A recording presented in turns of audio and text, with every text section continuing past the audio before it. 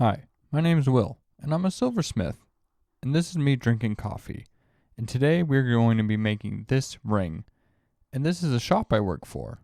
Wow, look at all those reviews.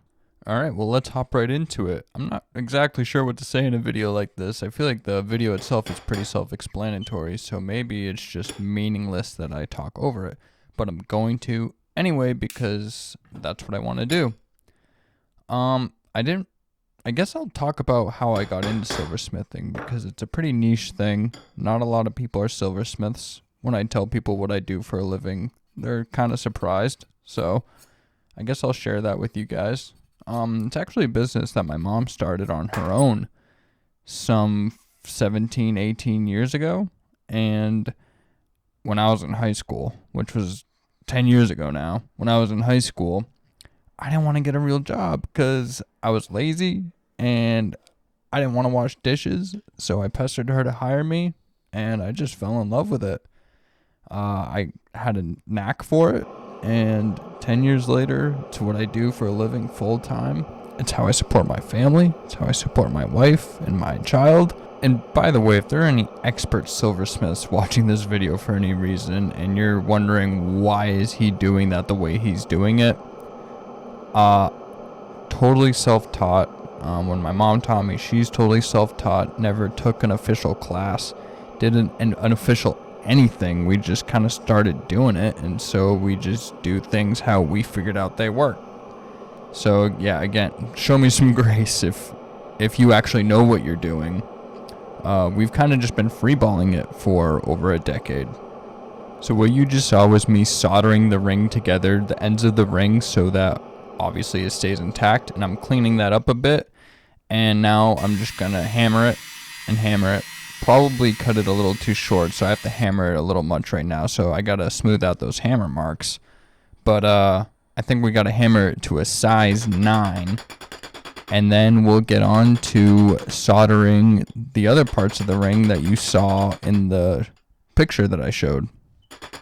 And that's when it starts to get really cool. Once I start putting the pebbles on the ring, the bezel cups on the ring, which the bezel cups are the things that you put the turquoise stones in, and that's when things start to really get transformed and the ring comes alive. See, right now I'm making those little pebbles. I just cut strips of 16 gauge wire and melting them down. They naturally make a pebble when you apply a lot of heat. And then I use those and solder those right onto the ring, solder the bezel cups onto the ring, bang, bang, boom. I'm not really sure what to say at this point. Maybe I'll just let you guys watch me do this and maybe put some background music on.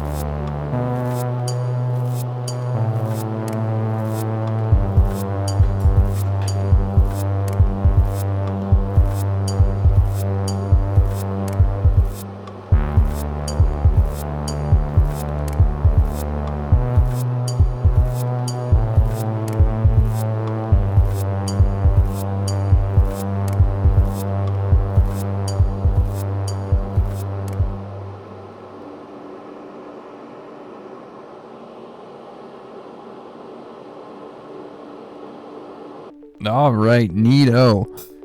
That's my favorite part, is when things all just come together like that. And right now I'm oxidizing the jewelry so it gets all black. I put it in sulfur, and then when I take some of that oxidization off with steel wool, it gives a nice, beautiful, rustic look.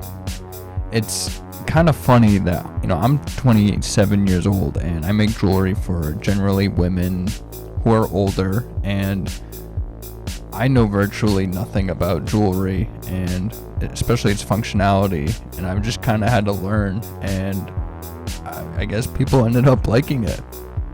So right now, this is the final stages, setting the stones into the ring, and then there's just a couple more things. I put it in a tumbler to harden it a bit, and then take off some of the shine to keep that rustic look, and that's about it. This is my first video. Thank you so much if you stuck around to the end. I hope you like it. I hope you subscribe.